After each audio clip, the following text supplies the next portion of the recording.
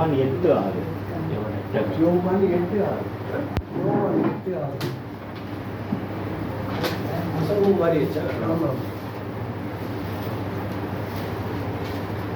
கிறிஸ்துக்குள் பிரியமாய் அழைக்கப்பட்டிருக்கக்கூடிய சகோதர சகோதரி யாவருக்கும் பிதாவாகிய யாவே கடவுளாலும் ஆண்டவர் இயேசு கிறிஸ்துவினாலும் கிருபையும் சமாதானம் உண்டாவதாக என்ற வாழ்க்கை இந்த நாளிலே கூறிக்கொண்டு அவரது விரலும் 2 கற்பலகைகளும் என்ற தலைப்பை நாம் மையமாக வைத்து ஒரு சிறு தியானத்தை இந்த நாளிலே நாம் தியானிக்க கடமைப்பட்டவர்களாக இருக்கிறோம். அவரது விரலும் அந்த 2 கற்பலகைகளும் அப்படிங்கிற தலைப்பு தான், சிறிய தலைப்பு தான். இதில் பொதுவாகவே விரல் என்பது ஒரு மனிதனுக்கு மிக முக்கியமான ஒரு அவயமாக இருக்கிறது என்பதாக பார்க்கணும். விரல் இருந்தால் தான் நம்ம சாப்பிட முடியும், எழுத முடியும், அப்புறம் மற்றவங்களை குற்றப்படுத்த முடியும், அப்புறம் மற்றவங்களை கோபத்தை தூண்டுற மாதிரி செய்கை காட்ட முடியும். அதே மாதிரி வாய் பேசாதவங்க இருந்தாங்கன்னா மூக்க சொரிஞ்சிங்கன்னா உங்களுக்கு கோபம் வரும் அப்படின்னு பொதுவாக சொல்லுவாங்க. அப்போ வாய் பேச முடியாதவர்களுக்கு சைகை தான், விரல் சைகை தான் அவர்களுக்கு மொழியாக இருக்கிறது அப்படின்னு நம்ம பார்க்கணும். அப்படின்னா விரல்கள் என்று சொன்னால் அது ஒரு இன்றியமையாத ஒன்றாகத்தான் ஒரு மனித சரீரத்தில் காணப்படுகிறது என்பதாக பார்க்கிறோம். நீதிமொழிகள் புத்தகம் 6ஆம் அதிகாரம் 12-13 வசனங்களை நம்ம பார்த்தோம்னா, பேலியாலின் மனுஷனாகிய ஒரு துன்மார்க்கன் ஆகடியம் பேசித் திரிகிறான். பேலியாலின் மனுஷனாகிய ஒரு துன்மார்க்கன் ஆகடியம் பேசித் திரிகிறான். திருவிழை வச்சிருக்கீங்களா? பேலியாலின் மனுஷனாகிய ஒரு துன்மார்க்கன் ஆகடியம் பேசி திரிகிறான் அப்படிங்கிறது நமக்கு சரியா புரியாது இல்லையா? தாறுமாறாக குணமுடையவன், தாறுமாறாக பேசக்கூடியவன் அப்படின்னு படிக்கிறோம். போக்கிரி, அவன் தன் கண்களால் செய்கை காட்டி, அவன் தன் கண்களால் கண்ணில் எப்படி செய்கை காட்ட முடியும்? கண்களால் செய்கை காட்டி அதுல படிக்கலாம். இதுல படிச்சுட்டு அதுல படிக்கணும், ஒன்றும் பிரச்சனை இல்லை. அவன் தன் கண்களால் செய்கை காட்டி தன் கால்களால் பேசி காலில் பேசுறாராமா. காலில் எப்படி பேச முடியும்? தன் விரல்களால் போதனை செய்கிறான் அப்படிங்கிறார். விரல்ல போதனை செய்கிறாராம். எப்படி இதெல்லாம் சாத்தியம் என்பதாக கண்களெல்லாம் என்ன பண்றாரு? அவரு சைகை காட்டுகிறார் இல்லையா? காலில் பேசுற மாத்தி மாத்தி சொல்ற மாதிரி தெரியுது இந்த இடத்துல. இப்ப அதை திருவிழத்தில் நம்ம படிக்கிறோம். போக்கிரி அல்லது கயவன், பேலியாலின் மகன் என்னங்கிறாங்க? போக்கிரி அல்லது கணவன், கயவன் தாறுமாறாக பேசிக்கொண்டு அலைவான். தாறுமாறாக பேசிக்கிறோம் என்னன்னு சொல்லுவோம் நம்ம? அது வேற மாதிரி தான் சொல்லுவோம். போக்கிரின்னு சொல்ல மாட்டோம், வேற ஏதாவது சொல்லுவோம் இல்லையா? எல்லாம் மாத்தி மாத்தி மாத்தி பேசிட்டே இருப்பான். அவன் கண் சிமிட்டுவான். கண்ணுல செய்கைங்கிறது என்னது? கண் சிமிட்டுதல். நம்ம லாங்குவேஜ் சொன்னோம்னா கண்ணடிக்கிறது அப்படின்னு சொல்லுவாங்க. கண்ணடிச்சு பேசிட்டே இருப்பாங்க. திடீர்னு வேண்டாத பேசும்போது டக்குன்னு அப்படி கண்ணடிச்சிருமா, ஓ இது பேசக்கூடாதோ, மாற்றணுமோ, அந்த இடத்துல டாபிக் மாற்றணுமா அப்படின்னு என்ன பண்ணுவாங்க? அந்த கண் செய்கை அந்த இடத்துல காட்டும்போது அவர்கள் புரிந்து கொள்ளுகிறார்கள் என்பதாக நம்ம பார்க்கிறோம். கண் சிமிட்டுவான், காலால் செய்தி தெரிவிப்பான். காலில் எப்படி செய்தி தெரிவிக்க முடியும் அப்படின்னு நம்ம நினைக்கிறோம் இல்லையா? ஆதி அப்போஸ்தலர் காலத்தில் நம்ம எடுத்துட்டோம்னா நம்ம ரெஸ்ட்ரிக்ஷன் இருந்துச்சு. ரெஸ்ட்ரிக்ஷன் இருந்துச்சு. அவங்க யார்கிட்டையும் அதிகமாக பேச முடியாது. அப்போ இவங்க ஆராதனையில எப்படி நடத்துனாங்கன்னு பார்த்தோம்னா, ஏதோ ஒரு வீடு இருக்கும். அந்த வீட்டில் என்ன பண்ணுவாங்க? ஒவ்வொரு நாளும் சாயந்தரம் கூடுவாங்க. எந்த வீட்டில் கூடுவாங்க அப்படிங்கிறது நமக்கு சரியா தெரியாது. அப்படின்னு அந்த சகோதரர்கள் சந்திக்கும் போது அவங்க வெறுங்கால தானே அதிகமாக நடப்பாங்க. காலில் என்ன பண்ணுவாங்க? பெருவரல்ல இப்படி ஒரு ஆர்ச்சி போடுவாங்க. இப்படி ஒரு ஆர்ச், மேல இப்படி இருந்து ஒரு ஆர்ச், இப்படி ஒரு ஆர்ச். என்னது? மீன் சிம்பிள். இந்த மீன் சிம்பிள் அது காலில் போட்டு காட்டுவாங்க. ஏன்னா அவங்க எல்லாம் வாட்ச் பண்ணிட்டு இருப்பாங்க. இப்போல்லாம் சிசிடிவி கேமரா இருக்குது. என்ன பண்ணுறான், என்ன பேசுகிறான், எங்கே பார்க்குறான் எல்லாமே இதில் வந்துடும். இவன் காலில் என்ன பண்ணுவாங்க, செய்கை காட்டுவார்கள். அப்படி வந்து அப்படி மனுஷனை பார்த்து இப்படி கீழே பார்ப்பாங்க. கீழே பார்த்தா என்ன பண்ணுவாங்க, அவங்க கீழே பார்ப்பாங்க. அப்போ காலில் வந்து அந்த ஒரு ஆர்ச்சி, மீன் மாதிரி ஒரு ஆர்ச்சி இப்படி போட்ட உடனே இங்கே தான் சபை கூடுது, இவங்க வீட்டில் சபைன்ட்டு என்ன பண்ணுவாங்க, எல்லாம் அங்கே வந்துடுவாங்க. அப்போ கால்களால் செய்தி அனுப்பக்கூடிய பழக்கம் இருக்குன்னு நிறைய காரியங்கள் உண்டு. மிலிட்ரியிலெல்லாம் பார்த்தோம்னா இந்த மாதிரி நிறையா சயின்ஸ் அண்ட் சிம்டம்ஸ், சயின்ஸ் கொடுத்து என்ன பண்ணுறாங்க, அவங்க பேசுவதை வந்து நம்ம பார்க்குறோம். அப்புறம் விரலால் சைகை காட்டுவான். விரலால் சைகை காட்டுவான்ங்கிற போதனை செய்வான். அப்போ போதனை செய்யறது விரல்ல வந்து சைகை காட்டி விரல்ல வந்து போதனை செய்கிறார்கள் அப்படின்னு பார்க்கணும். அப்போ பொதுவாக யார் விரல்ல போதனை செய்வான்னு பார்த்தீங்கன்னா மெஜிஷியன் பண்ணுவாங்க. மெஜிஷியன் நீங்க பார்த்துருப்பீங்க, இப்படி இப்படி இப்படி இப்படி பண்ணிட்டு இருப்பார், இப்படி இப்படி பண்ணுவார் கையில. நம்ம கையவே பார்த்துட்டு இருப்போம்.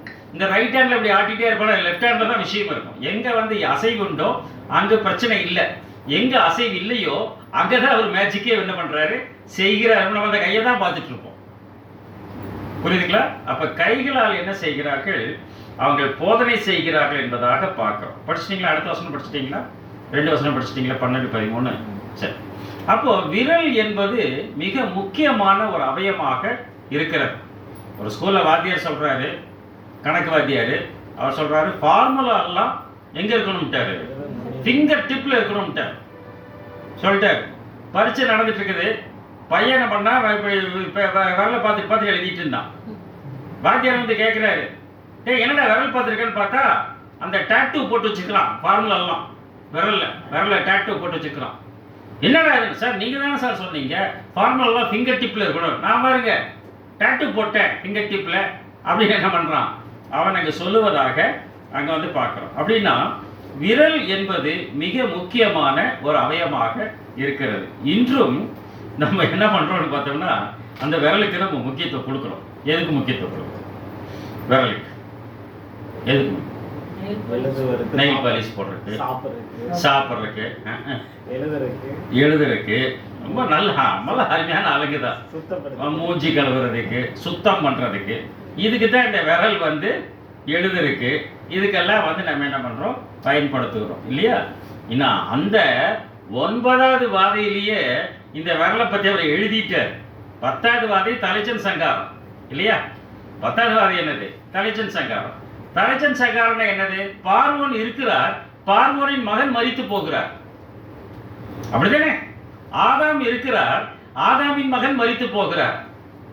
அப்படின்னா நம்ம காலத்தில் எல்லாம் என்ன பண்றோம், நம்ம காலத்தில் நமக்கு முந்தைய காலத்திலும் முந்தைய தலைமுறையின் மரணத்தை தான் நாம் கண்டோம். ஆனால் இப்ப வரக்கூடிய காலங்களில் அடுத்த தலைமுறையின் மரணத்தை கண்டு கொண்டு, அப்படிதானே? அது நிறைய நடக்குது. அடுத்த தலைமுறை பேரண்ட்ஸ் இருக்கிறாங்க, இது கிராண்ட் பேரண்ட்ஸ் இருக்கிறாங்க, ஆனா பிள்ளைகளை மறிக்க கொடுக்கிறார்கள். ஏன் அப்படின்னு பார்த்தோம்னா அந்த 9வது வாதையின் நிறைவேறலாம். பார்வோன் இருக்கிறார், பார்வோன் பையன் மரித்து போனான். ஆதாம் இருக்கிறார், ஆதாமின் பையன் மரித்து போனான். இதெல்லாம் ஒரு அடையாளம். அடுத்தது என்னது? கடைசி தலைச்சன் சங்காரம். இந்த தலைச்சன் சங்காரத்துக்கு முன்னாடி ஒன்று நிறைவேறுகிறது. படிக்கலாம். யாத்திராகம் 10ஆம் அதிகாரம் 21ஆம் வசனம். யாத்திராகம் 10ஆம் அதிகாரம் 21ஆம் வசனம். அப்பொழுது கர்த்தர் மோசேயை நோக்கி 9th பிளேக் இது தடவி கொண்டிருக்கத்தக்கதான இருள் எகிப்து தேசத்தின் மேல் உண்டாகும்படிக்கு, தடவி கொண்டிருக்கத்தக்கதான இருள் எகிப்து தேசத்தில் உண்டாயிருக்கும்படிக்கு உன் கையை வானத்திற்கு நேராக நீட்டு. கையை வானத்தில் நீட்டு. அங்க நீட்டுங்கிற தடவி கொண்டிருக்கத்தக்கதான இருள் எகிப்து தேசத்தில் உண்டானதுங்கிற. எகிப்துன்னு சொன்னாவே இருட்டுதான் இல்லையா? எகிப்து தேசத்தில் என்ன வானதுன்னு கேட்டீங்கன்னா தடவி கொண்டிருக்கத்தக்கதான இருள். அப்ப எங்க தடவுவாங்க? கையில தான் தடவுவாங்க. எதை தடவுவாங்க? படிங்க. உபாகமம் 28-29. ராத்திரியில பண்ணுவாங்க, இருட்டுல அப்படியே தடவிட்டு போவாங்க. அது கரெக்டு தான்.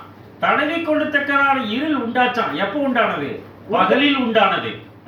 குருடன் அந்தகாரத்திலே தடவி திரிகிறது போல, குருடன் அந்தகாரத்திலே தடவி திரிகிறது போல, கண்ணு தெரியாதவன் இருட்டுக்குள்ள அப்படியே தடவிட்டு போற மாதிரி நீ பட்ட பகலிலே தடவி கொண்டு திரிவாய். நீ பட்ட பகலிலே தடவி கொண்டு திரிவாய். இது நடக்குதா? இன்னைக்கு நடக்குதா? அது நடக்குது. நீ பட்ட பகலிலே தடவி கொண்டு திரிவாய், அதானே? படிங்க. அதில் யோபின் புத்தகம் 5ஆம் அதிகாரம் 14ஆம் வசனம். யோபின் புத்தகம் 5ஆம் அதிகாரம் 14ஆம் வசனம். அதற்கு அவர், அல்ல, நான் கர்த்தருடைய சேனையின் யோபு 5:14. அவர்கள் பகற்காலத்திலே அந்தகாரத்துக்குள்ளாகி பகல்லையே இருட்டுக்குள்ள போயிட்டாங்களாம். பகல்னா வெளிச்சம் இல்லையா? அவங்க வெளிச்சத்துக்குள்ள பகற்காலத்தில் வெளிச்சத்துக்குள் இல்லாதபடிக்கு அந்தகாரத்துக்குள்ள இருட்டுக்குள்ள போய் மத்தியான வேளையிலே இரவில் தடவுகிறது போல தடவி திரிவார்கள். மத்தியான வேளையில இரவில் தடவுகிறது போல தடவி திரிவார்கள். எல்லாருமே திரிவார்கள் இல்லையா? தடவி கொண்டிருப்பார்கள் சொன்னா கூட இல்ல, தடவிட்டு திரிவாங்க, தடவிட்டே போறாங்க அப்படின்னு என்ன சொல்றாரு? அவர் பகலிலே தடவுகிறார்கள், இரவிலும் தடவுகிறார்கள், மத்தியானத்திலும் தடவி கொண்டு திரிகிறார்கள் என்று பேசுகிறார். படிக்க. அதிலே 12ஆம் அதிகாரம் 25ஆம் வசனம். 12:25. அவர்கள் வெளிச்சமற்ற இருளிலே தடவி திரிகிறார்கள். லைட் தேவையில்லை போல அவர்களை தடுமாறி திரிய பண்ணுகிறார். யார் மாதிரி? வெறித்தவனை போல அவர்களை தடுமாறி திரிய பண்ணுகிறார். மொபைல் பிள்ளைங்க கிட்ட வந்து மொபைல் நீங்க வந்து புடுங்கி பாருங்க, பிள்ளைங்க கிட்ட மொபைலை பிடிங்கி பாருங்க, வெறித்தவனை போல டென்ஷன் ஆயிடுறாங்க குழந்தைங்க. நிறைய சொல்லலாம், உங்களுக்கே எல்லாம் தெரியும். நிறைய மீடியாஸ் நீங்க என்ன பண்ணுங்க, இதுல எல்லாம் நீங்க நிறைய பார்த்துருப்பீங்க. குழந்தைங்க எந்த ரேஞ்சில் போறாங்க. பாய் கூட சொன்னாரு போனவா, 1 வயசு கூட ஆகல, அந்த அம்மா வந்து மொபைலை கையில் ஊற்றி சாப்பாடு விட்டுது. அப்போ பட்டப்பகல்ல தடவுதல், வெளிச்சல். 1 வயசு கூட சின்ன குழந்தை கொடுத்து அப்படி டச் தான் அது. இதுதான் இன்னைக்கு நடக்குது, புரியுதுங்களா? அப்படின்னா அதுக்கு எது தேவைன்னு கேட்டீங்கன்னா விரல் தான் தேவை. விரல் இல்லாம வந்து என்ன பண்றாங்க, காலில் வந்து எழுதுறது பண்றாங்க, படம் வரைகிறது பண்றாங்க. சிலர் கையும் காலுமே இல்லாத பிள்ளைங்க என்ன பண்றாங்க, வாயில பிரஷ் வச்சுட்டு வரைகிறாங்க. இதெல்லாம் வந்து அவங்க பயிற்சியின் மூலமாக என்ன பண்றாங்க, இந்த காரியத்தை சாதிக்கிறார்கள். இங்க ஒரு ஹேண்டிகேப்ட் ஹோம் இருக்கு, அந்த ஹோம்ல இருக்கக்கூடிய பையனுக்கு வந்து அவனுக்கு 2 காலுமே கிடையாது. ஆனா அவங்க மாஸ்டர் என்ன பண்ணாருன்னா தலைகீழா நின்று கையில் நடக்கிற பழகி கொடுத்தார். பிரச்சனை இல்லைல்ல, என்ன பண்ணுவான் அவன்? அப்படியே தலைகீழ நின்று கையில் நடந்து போவான். இருக்காரு நமக்கு தெரியாது. அந்த மாதிரி அப்படின்னா அந்த இயலாமையில் என்ன பண்றாங்க, அது இயல்பாக மாற்றி விடுகிறாங்க என்பதாக பார்க்கணும். ஆனால் இங்கு நாம் பார்க்கும்போது இந்த தடவி கொண்டிருக்கத்தக்கதான இருள் 9வது வாதையாக வந்திருக்கிறது. 10வது வாதையும் வந்து விட்டது. புரியுதுங்களா? அப்ப நம்ம எந்த காலத்தில் இருக்கிறோம்? மோசேயின் கடைசி காலத்தில் எகிப்திலிருந்து கிளம்பிய சூழ்நிலையில் நாம் வாழ்ந்து கொண்டிருக்கிறோம் என்று சொன்னால் அது மிகையாக. அதான் ஒரு புராண கதையில சொல்லுவாங்க, ஒரு ராஜா, அந்த ராஜா வந்து வில்வித்தையில் சிறந்தவர். அவர் காட்டில் யாருமே கிடையாது, ரொம்ப டாப் கிளாஸ்ல இருக்கிறவர் அவர் பேர்லாம் நமக்கு தெரியாது, அவர் அப்படி இருப்பார். அப்போ ஒருத்தர் பார்க்குறாங்க, ஒரு காட்டுக்குள்ள அவர் பயங்கரமா வில்லுல வந்து பயங்கரமா வித்தையெல்லாம் பண்றாரு. என்னடா இவனை விட இப்படி பண்றானே அப்படின்னு என்ன பண்ணிட்டாங்க, அவன் வந்து பிரபு என்ன பிரபு உங்களுக்கு நான் என்ன கொடுக்கணும்னு கேட்குறேன். ராஜாவை பார்த்துட்டேன்னு கேட்குறேன். என்ன கேட்டார் தெரியுமா அவரு? கட்டவரில் கொடுன்னு கேட்டார். புரியுதுங்களா? அது கேட்டார் அவரு. இப்படி சொல்லுவது வழக்கு என்பதாக பார்க்கணும். அப்படின்னா விரல் என்பது எதற்கு அப்படின்னு பார்த்தோம்னா, அங்கு பவுல் எழுதுகிறார் அப்போஸ்தலர் 17ஆம் அதிகாரம் 27ஆம் வசனத்துல, அப்போஸ்தலர் 17:27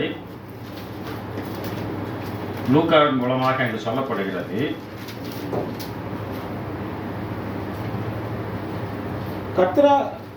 கர்த்தராகிய தம்மை அவர்கள் தடவியாகிலும் கண்டுபிடிக்கத்தக்கதாக, கர்த்தராகிய தம்மை அவர்கள் தடவியாகிலும் கண்டுபிடிக்கத்தக்கதாக தம்மை தேடும்படிக்கு அப்படி செய்தார். புரியுதுங்களா?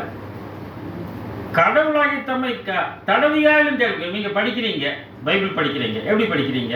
இப்படி விரல் வச்சு படிக்கிறீங்க, விரல் வச்சு திருப்புறீங்க. இல்லையா? அப்போ தடவியாகிலும் எங்க நீங்க தடவி கண்டுபிடிக்க முடியும்? மொபைல்லையா? கிடைக்கலாம், மொபைலையும் தேடி கண்டுபிடிக்கலாம், அவரே தடவியாகிலும் கண்டுபிடிக்கலாம். ஆனா செய்வோமா நாம? ஆனா எங்க நம்ம செய்ய முடியும் அப்படின்னு பார்த்தோம்னா வேத புத்தகத்தில் தான் நம்ம தடவியாகிலும் அவரை கண்டுபிடிக்க முடியும் என்பதாக அந்த இடத்துல பார்க்க புரியுதுங்களா?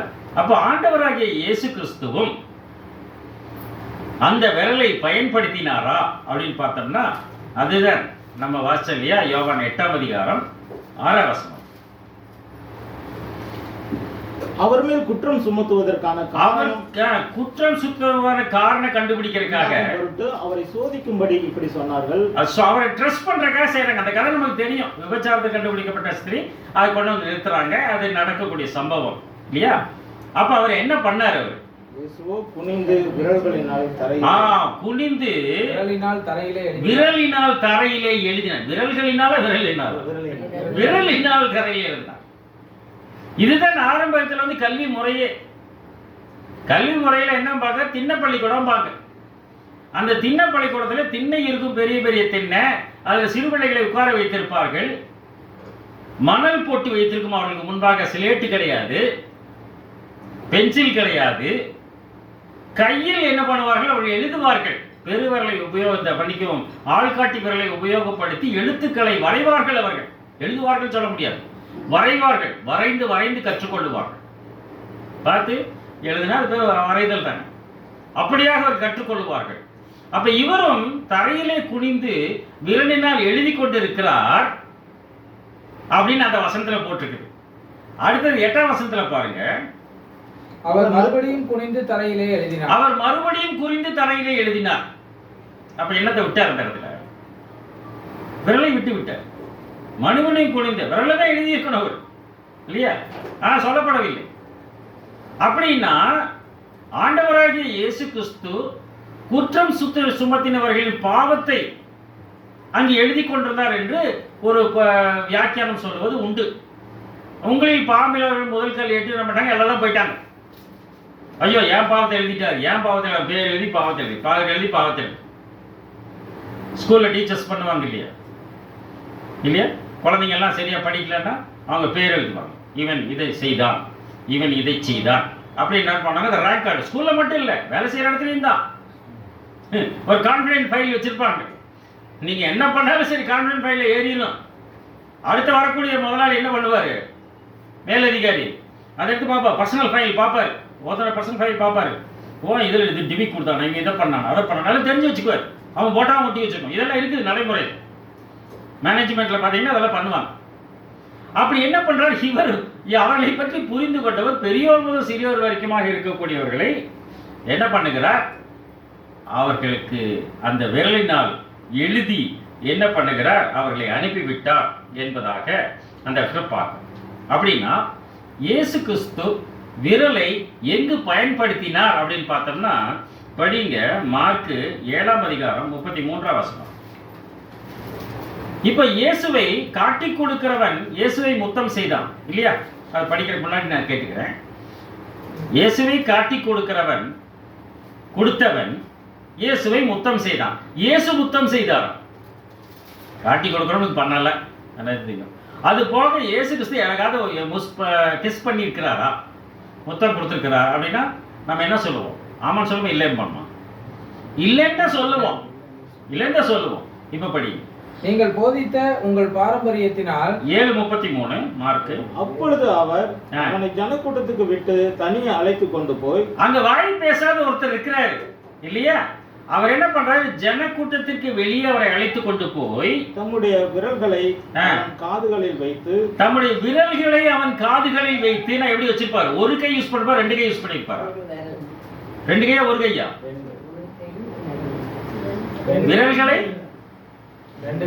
தம்முடைய விரல்களை அவன் காதுகளில் வைத்து ஒரு காது இல்ல 2 காது. அப்ப ஒரு கை யூஸ் பண்ணுவா, 2 கை யூஸ் பண்ணிருப்பார். 2 கையை தான் யூஸ் பண்ணிருக்க முடியும். புரியுங்களா? அப்ப விரல்களை அவன் காதுகளில் வைத்து உமிழ்ந்து அவன் நாவை தொட்டு பெருமூச்சு விட்டு எப்பத்தான் சொல்றாரு. இது என்னது? ஒன்று க்ளோஸ் கான்டாக்ட். இயேசு கிறிஸ்துவுக்கு தூரமாக இருக்கிறவர், அவர் விரல்கள் அவன் காதுகளில் பட வேண்டும். விரல்கள் அவருடைய கிரியை அதை நம்ம கேட்க வேணும். இன்னைக்கு வந்து உலகத்துல 90% யார் மேல பிரியமா இருக்கீங்கன்னு கேட்டா இயேசு கிறிஸ்து பிடிக்கும் தான் சொல்றாங்க. யாரா இருந்தாலும் சரி. கிறிஸ்தவனை பிடிக்காது. மகாத்மா காந்தி அப்படிதான் சொன்னார். நான் கிறிஸ்தவனா மாறி இருப்பேன், கிறிஸ்தவனா பார்க்காம இருந்திருந்தேன் அப்படி சொன்னாராமா. ஏன்னா கிறிஸ்தவர்கள் வாழ்வதில்லை, அதுதான் சொல்றாரு. அப்போ கிறிஸ்துவின் கிரியை நமது காதில் கேட்கிறோம். புரியுதுங்களா? அவருடைய வார்த்தை உமிழ்நீர், நம்ம அடிக்கடி பேசுவோம். இதுக்கு ஏன் மைக் கவர் போட்டிருக்காங்கன்னா அது உமிழ்நீருக்காக அது கவர் பண்ணி வச்சிருக்காங்க. நம்முடைய வார்த்தை உமிழ்நீராக, அவருடைய வார்த்தை உமிழ்நீராக அவன் நாவை தொடுகிறது. ஏசாயா புத்தகத்துல பார்த்தோம்னா அந்த அக்கினி நடுவுல இருந்து ஒரு குரட்டில எடுத்துட்டு வந்து அவன் நாவை தொடுவார். இதுல நெருப்புல வச்ச உடனே அது சுருங்கும். அவன் அப்பாவை கத்திடுவான். கிளி பேச வைப்பாங்க தெரியுமா? கிளி பேசுமா பேசாத? எப்படி பேச வைப்பாங்க? மிளகாய் நாக்கில் தடவிடுவாங்க இல்லையா? அது மிளகாய் நாக்கில் தடவை ஐயோ அம்மான்னு கத்திரும். அது பேச்சு வந்துடும். அப்போ நெருப்புல சுட்டுறாங்க, நாவில் சுட்டார்கள். அப்ப நெருப்புல என்னது? அக்கினி. என் வார்த்தை அக்கினியை போல. நம்ம அடிக்கடி படிக்கிறோம் 23 23 என் வார்த்தை அக்கினியை போல. அவருடைய வார்த்தை நாக்கிலே படுகிறது. நிறைய பேர் நீங்க பார்த்திருப்பீங்க, படிக்கும்போது ஸ்கூல்ல படிக்கும்போது எங்க படிக்கும் போதெல்லாம் அடுத்த நாள் எக்ஸாமுக்கு படிப்பாங்க. எப்படி படிப்பாங்க? உட்காந்து சத்தம் போட்டு படிப்பாங்க. பெரியவங்க சொல்லுவாங்க சத்தம் போட்டு படி அப்படிம்பாங்க. தூங்கினானா இல்லைன்னு தெரிஞ்சுக்கிறேன். 2 பிள்ளைங்க இருக்கும். அவன் சத்தம் ரொம்ப சத்தமா போடுறான், என்னால படிக்க முடியலன்னு சண்டை போட. என்ன பண்ணலாம்? ரூம்ல சின்ன ரூம் தானே, எல்லாம் 8க்கு 10 2 ரூம் 3 ரூம் அவ்வளவுதான். எதுவும் உட்காந்து படிப்பாங்க. இல்லைன்னா ராத்திரில போய் வெளிச்சத்துல எங்க வாசல்ல கவர்மெண்ட் லைட் இருக்கும், அங்க போய் தான் படிக்க முடியும். வேற சிமினி விளக்கு தான், அதில் தான் படிக்க முடியும். அப்படின்னா என்ன பார்க்கணும்? நம்ம அந்த வார்த்தை வாயிலே வருகிறது. அவருடைய வார்த்தை அவன் நாவை தொடுகிறது. வானத்தை அண்ணாந்து பார்த்து பெருமூச்சு விட்டு எப்பத்தான் சொல்றாரு, அவன் பேசிவிட்டான். அவன் வாயை திறந்து அவன் சரளமாக பேசுகிறான். புரியுதுங்களா? அப்படின்னா அவர் விரல் காதுகளில் பட்டது. அப்படின்னா அவர் விரல் என்றால் என்ன அப்படிங்கிறத என்ன பண்றோம்? முதல்ல வந்து நம்ம கண்டுபிடிக்கிறோம். லூக்கா 11ஆம் அதிகாரம் 20ஆம் வசனம். லூக்கா 11ஆம் அதிகாரம் 20ஆம் வசனம். அதுக்கு முன்னாடி ஒரு வசனம் படிங்க. ஏசாயா 46:16. ஏசாயா 46:16. 46:16. நான் மன்னிக்கும் 49:16. மன்னிக்கும் 49:16.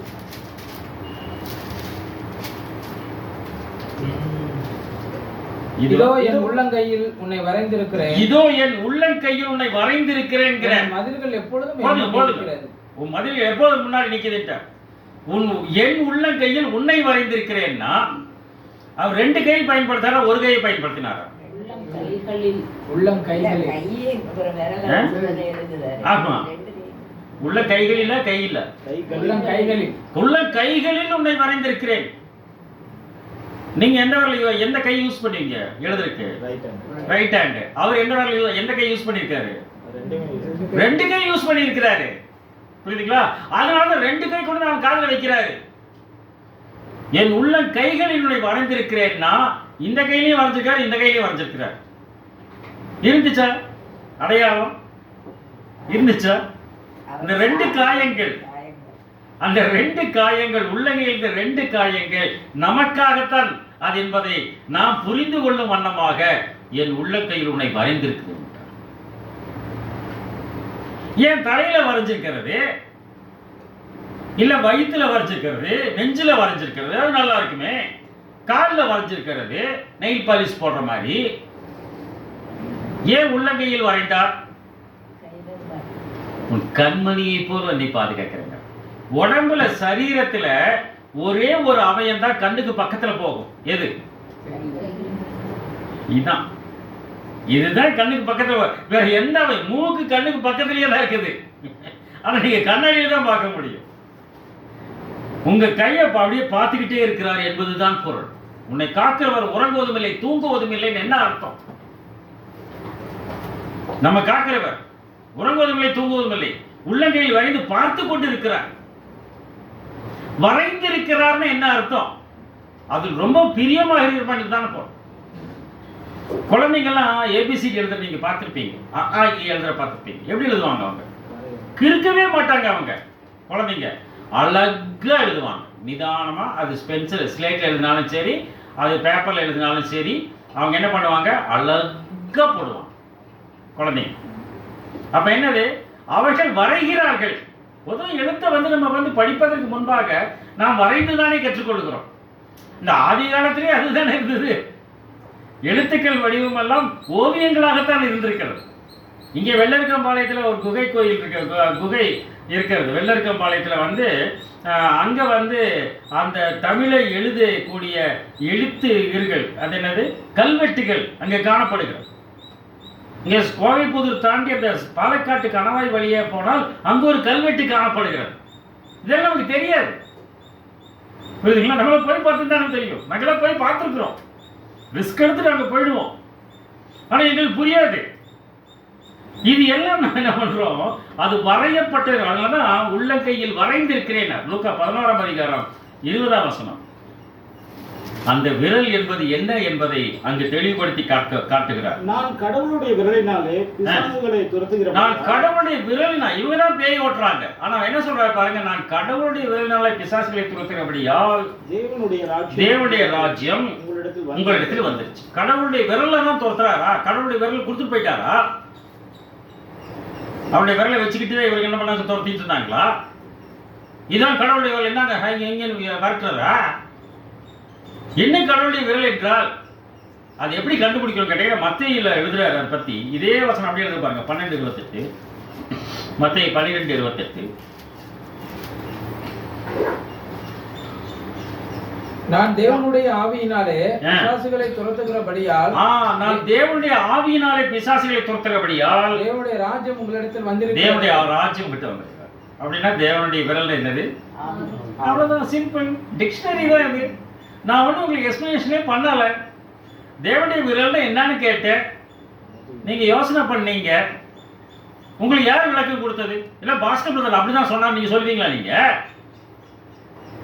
அப்படி சொல்ல மாட்டீங்கல்ல. ஏங்க இந்த மாதிரி தேவனுடைய விரல்னு லூக்காவில் இருக்கு, 11:28 இருக்குது, 11:20 இருக்கு. அப்படின்னா என்ன அர்த்தம்? அப்படின்னா எது வேணும்னு சொல்லலாம். ஆனால் மத்தேயு நம்மளுக்கு என்ன விடை கொடுத்தார்? இதே வசனத்தை அப்படியே எழுதுறாரு.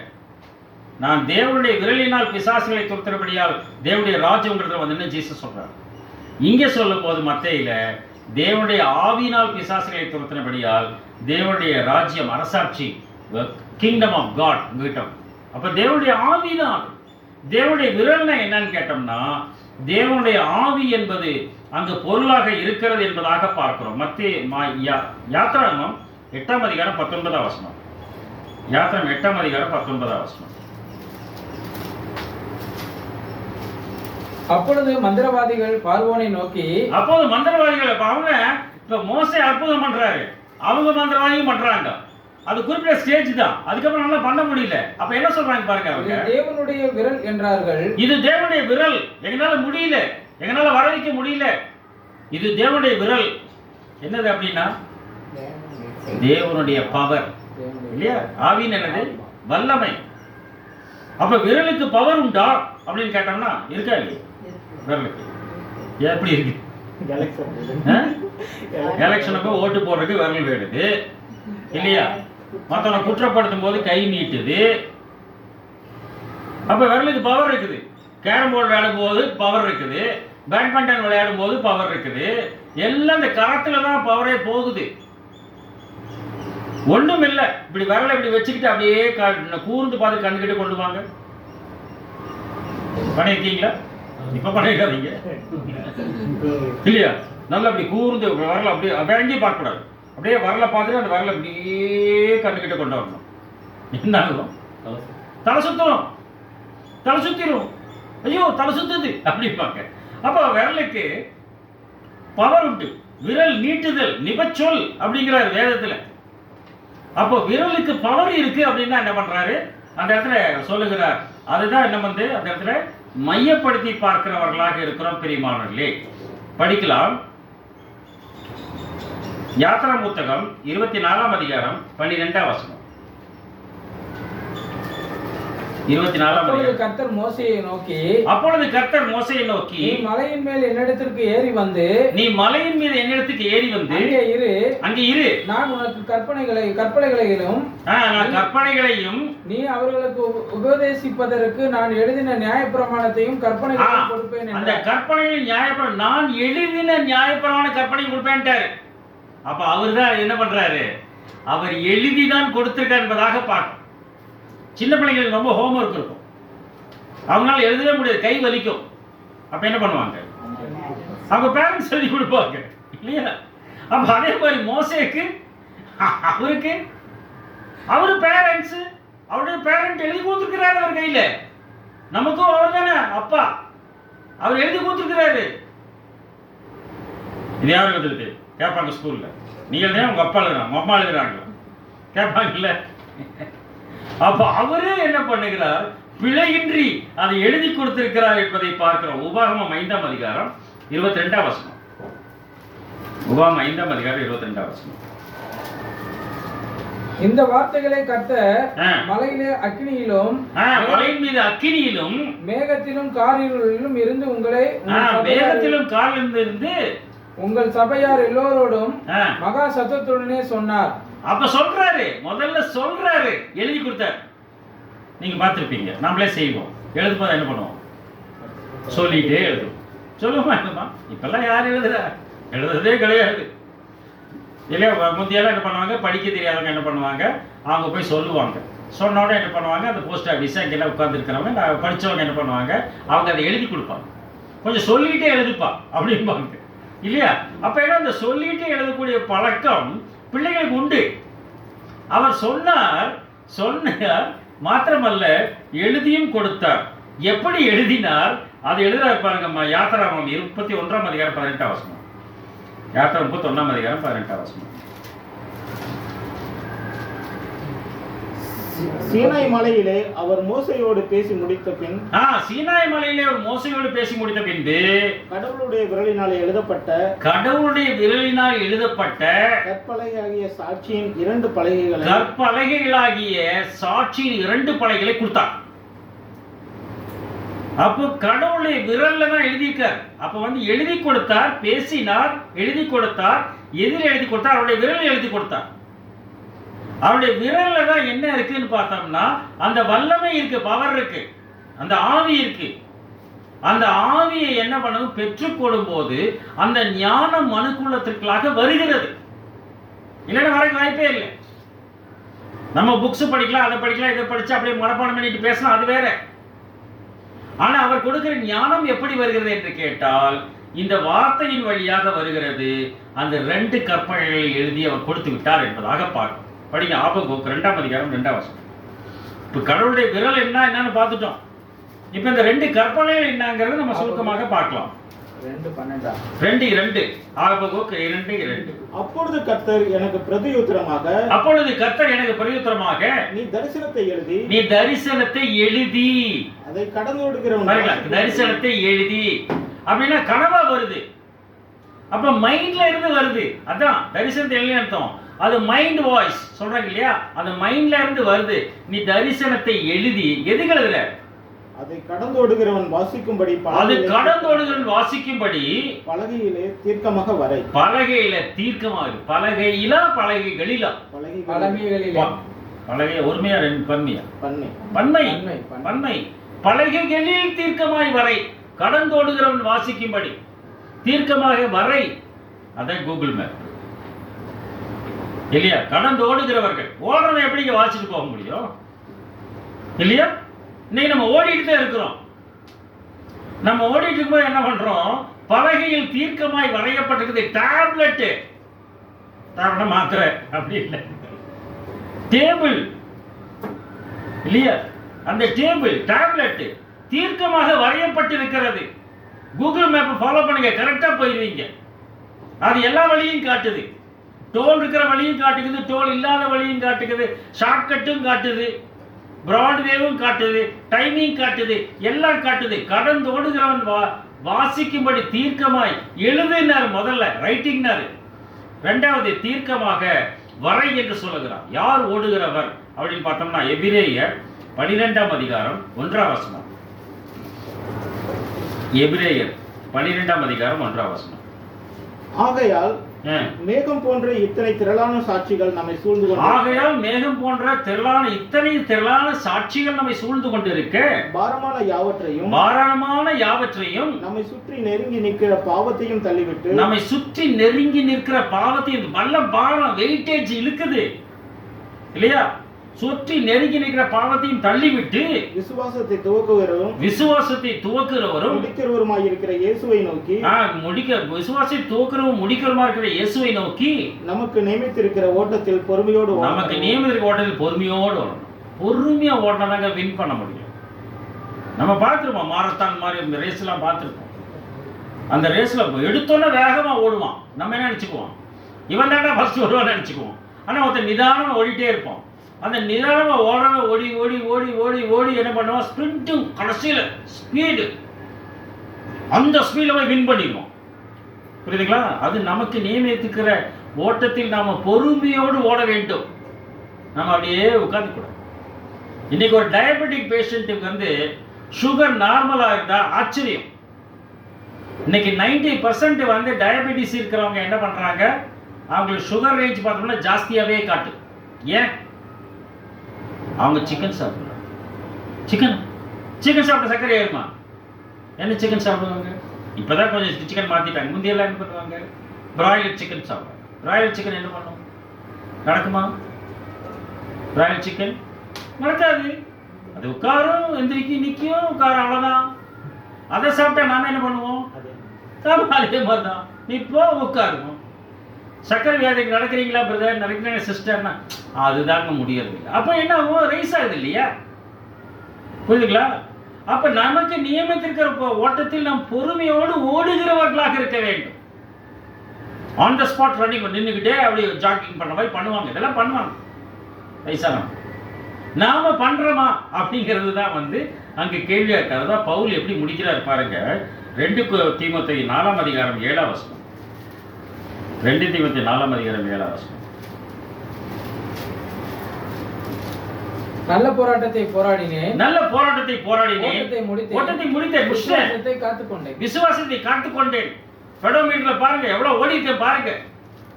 நல்ல போராட்டத்தை போடி ஓட்டத்தை முடித்து விட்டேன், விசுவாசத்தை காத்துக்கொண்டேன். இது முதல் நீதியின் பீடம் எனக்காக வைக்கப்பட்டிருக்கிறது. ஒரு டார்கெட் ரீச் பண்ணிட்டார். எனக்கு மாத்திரமல்ல, அவர் பிரசன்னமாக விரும்புகிற யாவருக்கும் தந்தல்வான்னு சொல்லிட்டு அந்த ஓடினார். கடைசி 3 விதமான பிரயாணங்களை மேற்கொண்டார்.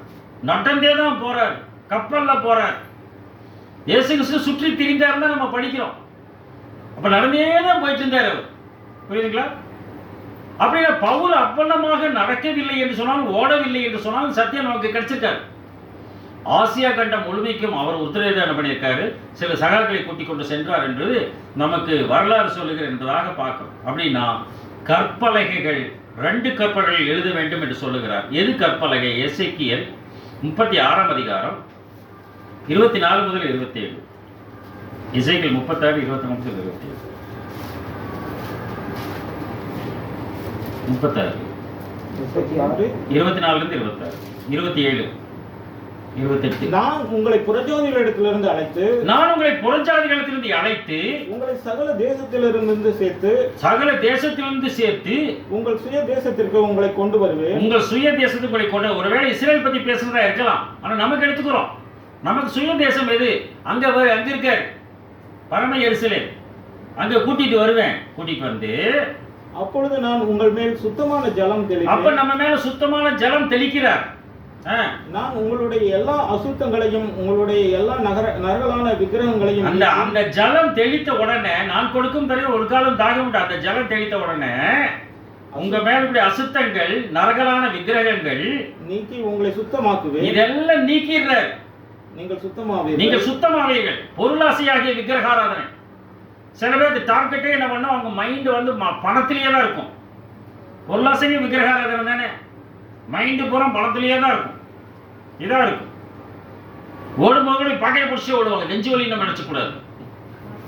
பஸ்ஸை பிடிக்க ஓடும்போது சொல்கிறோம், பஸ்ஸை பிடிக்கும் இப்படியே பிடிச்சிட்டு ஓடுவாங்க. மொபைல் விழுந்துடும். இப்போ மேல் பாக்கெட்டில், அந்த காலத்தில் மொபைலே கிடையாது இல்லை, மேல் பாக்கெட்டில் பணம் இங்கே வளர்ந்து விழுந்துடும். ஹார்ட் பேஷண்ட் இல்லை, பணம். கொள்ளைக்காரன் வந்து டக்கு டக்குன்னு அடிச்சுட்டு ஒரு பேங்க்ல பணம் எடுத்துட்டு வரும்போது ரொம்ப அடிச்சுட்டு போயிடறான். ஏன்? அவன் தொட்டு தொட்டு பார்த்துட்டே இருப்பான். இங்கே தொட்டு பார்ப்பான், இங்கே தொட்டு பேக் வச்சுட்டு பேக்கை தொட்டு தொட்டு தொட்டு பார்த்துட்டே இருப்பான். அவ்வளோ பணம் இருக்குடான்னு சொல்லான்னு சொல்லி அடிச்சு போயிடும். அதுதான் நடக்குது. அப்படியாக செயல்பட வேண்டுமா? உங்கள் நரகலான விக்கிரகத்தையும் உங்கள் அக்கிரமத்தை உங்களுக்கு விலக்கி உங்களை சுத்தமாக்குவேன். உங்களை சுத்தமாக்கு, வார்த்தை நம்ம சுத்தமாக்குகிறது. உங்களுக்கு நவமான இருதயத்தை கொடுத்து. பாத்தீங்களா, நவமான இருதயத்தை. நவம்னா என்னங்க? புதியது. நவபாரதம், புதிய பாரதம். நவபாரதம் சொல்றீங்க, புதிய பாரதம். புதிய இருதயத்தை கொடுத்து உங்கள் உள்ளத்திலே புதிதான ஆவியை கட்டளையிட்டு. உங்கள் உள்ளத்திலே புதிதான ஆவியை கட்டளையிட்டு கல்லான இருதயத்தை உங்கள் மாம்சத்திலிருந்து எடுத்து போட்டு. அந்த கல்லான இருதயத்தை மாம்சத்திலிருந்து எடுத்து போட்டு சதையான இருதயத்தை உங்களுக்கு கொடுத்து. சதையான இருதயத்தை, உண்மையான ஒரு இருதயம், சதையான, அதை கொடுக்குறேன். கல்லுன்னு அடைச்சிட்டு இருக்குதுங்கிற.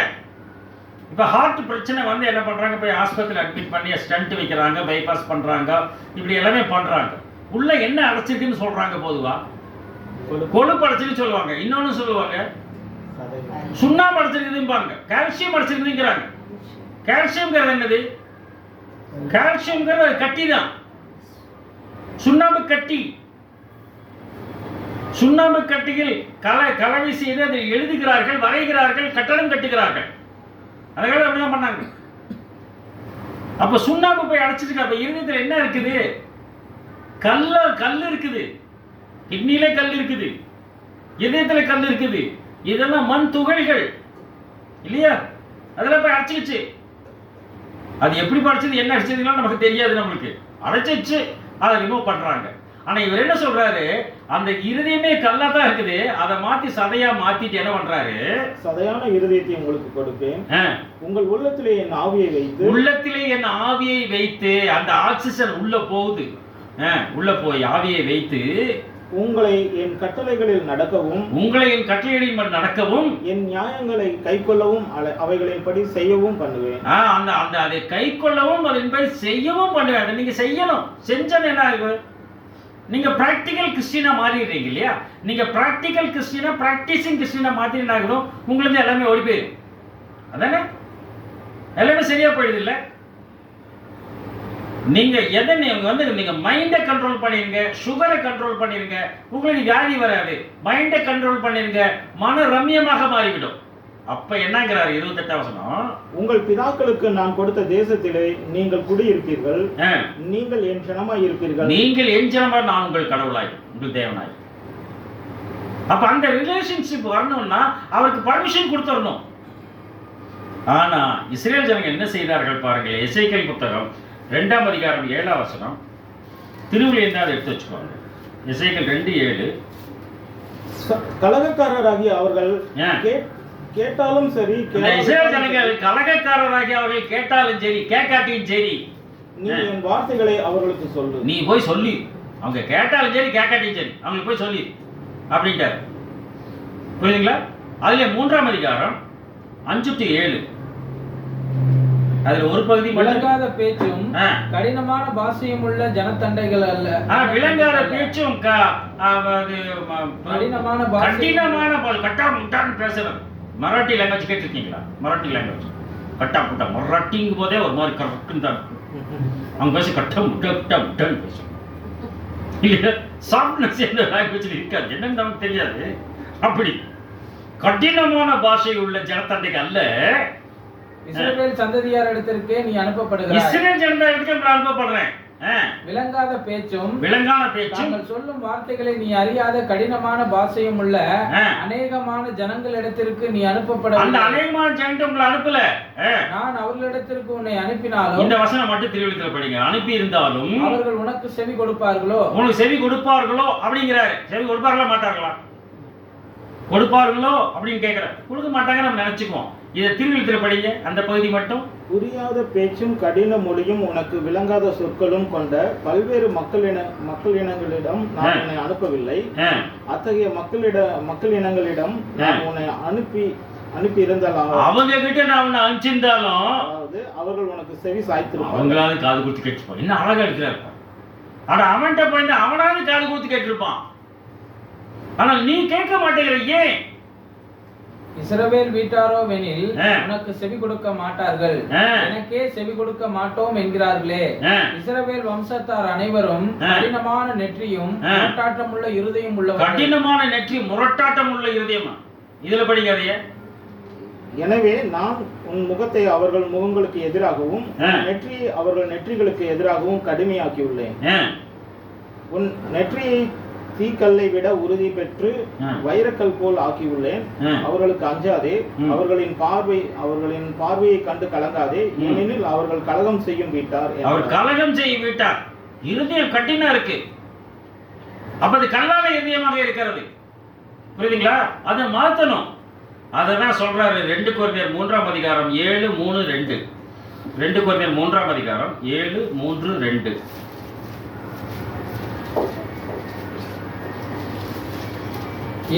எழுத்துக்களினால் எழுதப்பட்டு கற்களில் பதித்திருந்த மரணத்துக்கு ஏதுவான ஊழியத்தை செய்த மோசேயினுடைய முகத்திலே மகிமை பிரகாசம் உண்டானபடியால் அந்த மகிமை பிரகாசம் உண்டாச்சுனால பார்க்கவே முடியல. இஸ்ரவேல் புத்திரர் அவன் முகத்தை நோக்கி பார்க்க கூடாது இருந்தார்களே. அதனால என்ன பண்ணாங்க? நாங்க முக்காடு போல நீ முக்காடு போட்டுக்கிட்டாங்க. அப்படிதான் வந்தது. புரியுதுங்களா? இது எழுத்துக்களால் உண்டானது, கைகளினால் எழுதுறது, கற்பலையில் எழுதப்பட்டது. 3ஆம் வசனம் மற்றும் 2ஆம் வசனம். 3 அப்புறம் 2. எங்கள் இருதயங்களில் எழுதப்பட்டும் சகல மனுஷராலும் அறிந்து வாசிக்கப்பட்டும் இருக்கிற நிருபம் நீங்கள் தானே. எங்கள் நிருபம் நீங்க தான். இது எப்படி எழுதியிருக்காராம்? முடிச்சிட்டீங்களா? 3வது முடிச்சிட்டு இப்ப 2 படிக்க. ஒளிந்து போகிற மகிமையுடைய அந்த ஊழியம் அப்படிப்பட்ட மகிமையுள்ளதாய் இருந்தால் ஆவிக்குரிய ஊழியம் எவ்வளவு அதிக மகிமையுள்ளதாய் இருக்கும். ஆக்கினை தீர்ப்புக்கு கொடுக்கும். ஏனெனில் நீங்கள் ஊழியத்தினால் உண்டாக்கிய கிறிஸ்துவின் எங்கள் ஊழியத்தினால் உண்டாகிய கிறிஸ்துவின் நிருபங்களாக நீங்கள் இருக்கிறீர்கள் என்று வெளியரங்கமாய் இருக்கிறது. அது மையினால் அல்ல. அது மையில் எழுதல, இங்கில் எழுதல. ஜீவனுள்ள தேவனுடைய ஆவியினாலும். ஜீவனுள்ள தேவன், அதனால தான் கடவுளுடைய விரல் இல்லையா? அந்த ஜீவனுள்ள தேவனுடைய ஆவியினாலும். கற்பலகைகள் அல்ல. 2 கற்பலகைகள் எழுதினார் அன்றைக்கு. அந்த 2 கற்பலகைகள் அல்ல, இருதயங்களாகிய சதையான பலகைகளிலேயும் எழுதப்பட்டது. இருதயமாகிய சதையாக பலகைகள் எழுதப்பட்டிருக்குதுன்றார். இந்த வார்த்தைகள் இந்த லேசர்ல எழுதுறாருங்கிறார். இதுதான் வருதுங்கிறார். கிட்டத்தட்ட ஒரு 20 வருஷத்துக்கு முன்னாடியே இங்க பேஷண்ட் ஒருத்தர் இருக்கிறாரு ஆஸ்பத்திரியில. அமெரிக்காவில் ஒரு டாக்டர் இருக்கிறாரு. அவர் எப்படி கை எப்படி அசைக்கிறாரு. இங்க ஆபரேஷன் ஆகுது. எப்படி பாருங்க. நம்ம இந்த டெலக்ஸ் மிஷின் நம்ம பார்த்துருப்போம் இல்லையா? இப்பதான் போயிடுச்சு. அவன் எங்கேயோ டைப் பண்ணிப்பா, இங்க பிரிண்ட் ஆகும். இன்னைக்கு அதே மாதிரி தானே. கூகுள் மீட்ல உட்காந்து அந்த ஸ்லேட்டை வச்சுக்கிட்டு அதுல எங்கேயும் எழுதுனா என்ன ஆகுது? எல்லாரும் பார்க்குறாங்க. எல்லாத்துக்கும் போகுது. அது எப்படி போகுது? புரியுங்களா? அப்ப இந்த வார்த்தைகள் நமக்குள்ளாக ஒவ்வொருவருக்குள்ளாக வந்து விடுகிறது தான் சொல்றாரு. அந்த இருதயமாகிய கற்பலகைகள் அந்த பலகையில் தான் எழுதி இருக்கிறார் என்பதாக அந்த இடத்துல வந்து பார்க்கிறோம். நீதிமொழிகள் 3ஆம் அதிகாரம் 1-3. என் மகனே என் போதகத்தை மறவாதே. உன் இருதயம் என் கட்டளைகளை காக்க கடவுது. எப்படி நம்ம வந்து டேபிள்ஸ் படிச்சு மனப்பாடம் பண்ணி வச்சிருக்கிறோமோ அதே மாதிரி என்ன பண்ணணும்? இது மனப்பாடம் பண்ணி வச்சுக்கணும். போதகத்தை மறவாதே. அவைகள் உனக்கு நீடித்த நாட்களை கொடுக்கிறது, தீர்க்க ஆயுசை கொடுக்கிறது, சமாதானத்தையும் பெருக பண்ணும். அப்ப என்ன பண்ணணுமா? அடுத்த வசனம். கிருபையும் சத்தியமும் உன்னை விட்டு விலகாதிருப்பதாக. கிருபையும் சத்தியம் உன்னை விட்டு விலகாது. நீ அவைகளை உன் கழுத்திலே பூண்டு. கழுத்துல கட்டி வச்சுக்கோங்கிறார். நெக்லஸ் மாதிரி போட்டுக்கோங்கிறார். எல்லாம் பாக்குறாங்க. நெக்லஸ் நல்லா இருக்குங்கிறாங்க. கழுத்தில் அணிந்து கொள்ளுங்கிறார். கழுத்துல தான் என்ன இருக்குது? குரல் வலை இருக்கிறது. கழுத்து இருந்தாதான் உங்களுக்கு வாய்ஸே வெளியே வரும். வோக்கல் கார்ட்ஸ்ங்கிறாங்க இல்லையா? ஆடம்ஸ் ஆப்பிள்ங்கிறாங்க இல்லையா? ஆண்களுக்கு இது வழியா வெளியவே வருது. கழுத்தில் அணிந்து அவைகளை உன் இருதயமாகிய பலகையில் இருதயமாகிய பலகையில் எழுதிக்கொள். அப்படின்னா 2 கற்பலகைகள்ங்கிறது வந்து இருதயமாகிய பலகையில் நாம் எழுதி அன்றைக்கு அவர் எழுதி கொடுத்தார். அதெல்லாம் டெஸ்ட் பண்ணாங்க. லேசர்ல அடிச்ச மாதிரி இருக்குதான், லேசர்ல எழுதின மாதிரி. இங்க வந்து கிட்னியில கல் உடைக்கிறாங்க. எப்படி உடைக்கிறாங்க? உள்ளே இல்ல, வெளியிருந்த லேசர்ல அடிக்கிறாங்க. டக்கு டக்கு டக்கு சத்தம் கேட்குதாம். அவர் சொல்றார், இந்த டொக்கு டொக்குன்னு கல் உடைக்கிற மாதிரி சத்தமே கேட்டுச்சு.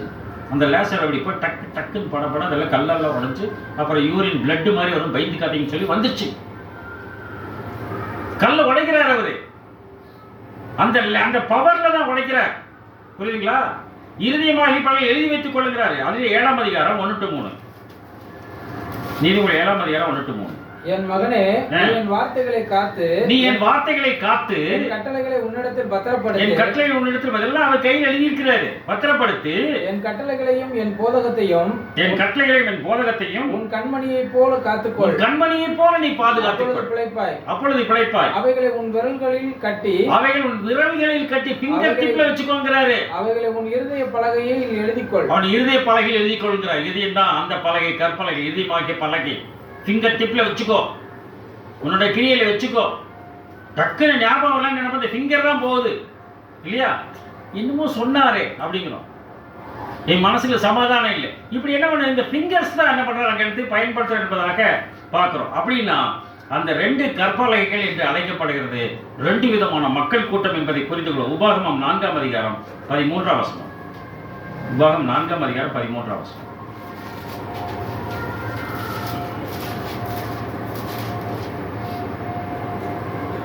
நீங்கள் கைக்கொள்ள வேண்டும் என்று அவர் உங்களுக்கு கட்டளையிட்ட 10 கற்பனைகள் ஆகிய நம்முடைய உடன்படிக்கையை அவர் உங்களுக்கு அறிவித்து அவைகளை 2 கற்பனைகளில் எழுதினார். அவைகளை 2 கற்பனை எழுதினார். ஒன்று மனவாட்டி, இன்னொன்று திரள் கூட்டம். இந்த 2 கற்பனைகள் எழுதப்பட்டதா இருக்கிறது. அது மூலமா தான் மற்றவங்க படிச்சு தெரிஞ்சுக்கிறோம் என்பதாக பார்க்கிறோம். சங்கீதம் 45 14 15. சங்கீதம் 45 14 15. சித்திர தையலாடை தரித்தவளாய் ராஜாவினிடத்தில் அழைத்து கொண்டு வரப்படுவாள். அவள் பின்னாலே செல்லும் அவளுடைய தோழிகளாகிய கன்னிகைகள் உம்மிடத்தில் கூட்டிக் கொண்டு வரப்படுவாள். மனவாட்டி ராஜா வருகிறார். அவர்கள் மகிழ்ச்சியோடும் களிப்போடும் ராஜ அரண்மனையில் பிரவேசிப்பார்கள். ராஜ அரண்மனை பரலோகம். ராஜா இயேசு கிறிஸ்து சித்திர தையலாடை தரித்தவளாக வரக்கூடியவர் வந்து மனவாட்டி வகுப்பார்.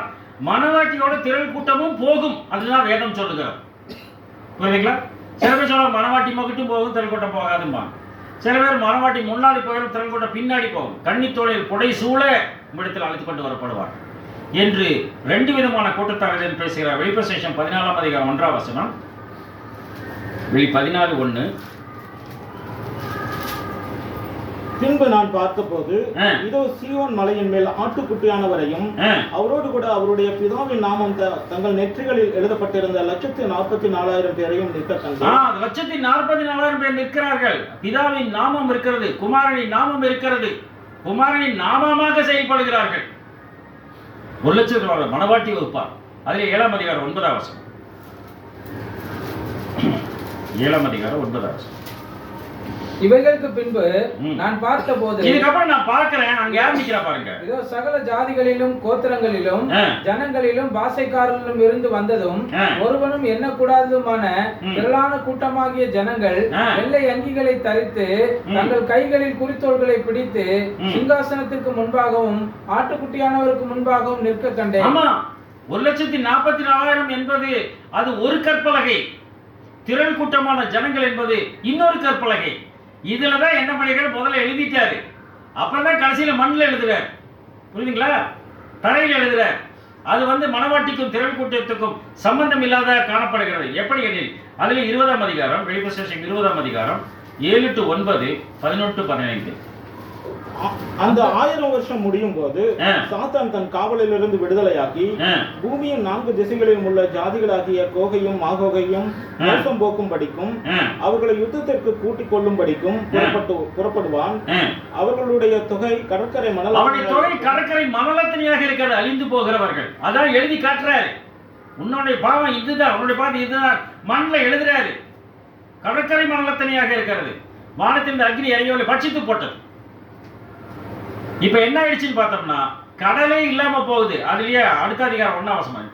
பின்பு நான் புதிய வானத்தையும் புதிய பூமியையும் கண்டேன். முந்தின வானமும் முந்தின பூமியும் ஒளிந்து போயின, சமுத்திரமும் இல்லாமல் போய். சமுத்திரம் இல்லாம போயிடுச்சு. கடலே இல்லைன்னா இங்க கடற்கரை வராது இல்லையா? இப்ப படிக்க 11 to 15. அதுலயே அதுல அதில் 20 மேல இந்த பக்கம். பின்பு நான் பெரிய வெள்ளை சிங்காசனத்தையும் அதன் மேல் வீற்றிருக்கிறவரையும் கண்டேன். பெரிய வெள்ளை சிங்காசனம் மேல் வீற்றிருக்கிறவரையும் கண்டேன். அவருடைய சமூகத்திலிருந்து வானம் பூமி சமூகத்திலிருந்து பூமியும் வானமும் அகன்று போய், பூமியும் வானம் எல்லாம் போயிடுச்சு. அவைகளுக்கு இடம் காணப்படவில்லை.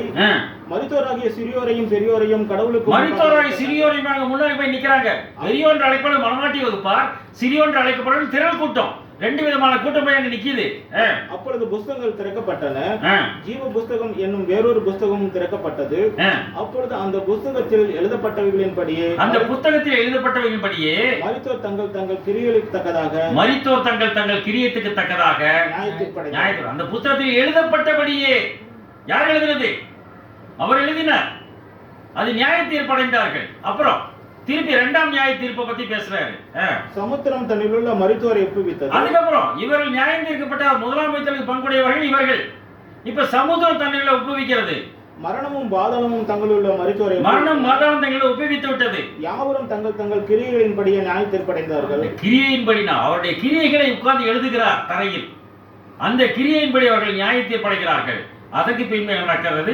அப்பொழுது மரணமும் பாதாளமும் அக்கினி கடலிலே தள்ளப்பட்டன. நெருப்பு தள்ளிடுற. இது 2ஆம் மரணம். இது 2ஆம் மரணம். இதோட என்ன நடக்குது? அடுத்த வசனம் 15. ஜீவ புஸ்தகத்தில் எழுதப்பட்டவனாக காணப்படாதவன் எவனோ. நெகட்டிவ்ல சொல்றாருங்க. ஜீவ புத்தகத்தில் எழுதப்பட்டவனாக காணப்படாதவன் எவனோ அவன் அக்கினி கடலிலே அவன் அக்கினிகளே தள்ளப்படும். அப்ப என்னது? எரிந்து சாம்பலாய் போகுது. புரியுதுங்களா? அப்படி என்று சொன்னால் 2 கற்பனைகள் எழுதினார். அது மனவாட்டி திரள் கூட்டம். தரையில் எழுதுகிறார். அது மண் தரையில கடற்கரையில் போய் படம் வரைகிறாங்க இல்லையா? பொம்மையெல்லாம் செய்யறாங்க. என்ன ஆகுது? அது வந்து அடிச்சுட்டு போயிடுது. ஒண்ணுமில்லாமல் போயிடுது. புரியுதுங்களா? அப்படி ஒண்ணுமில்லாமல் போகக்கூடிய நிலைமையில் நாம் வாழ்ந்து கொண்டு இருக்கிறோமா? அல்லது அவர் சமூகத்தில் செல்லக்கூடிய பாக்கியம் பெற்ற கற்பலகைகளாக நாம் இருக்கிறோமா? சிந்திப்போம். பிதாவாகி யாவே கடவுள் ஆண்டவராய் இயேசு கிறிஸ்துவை கொண்டு இந்த வார்த்தையை ஆசீர்வதிக்கிறேன்.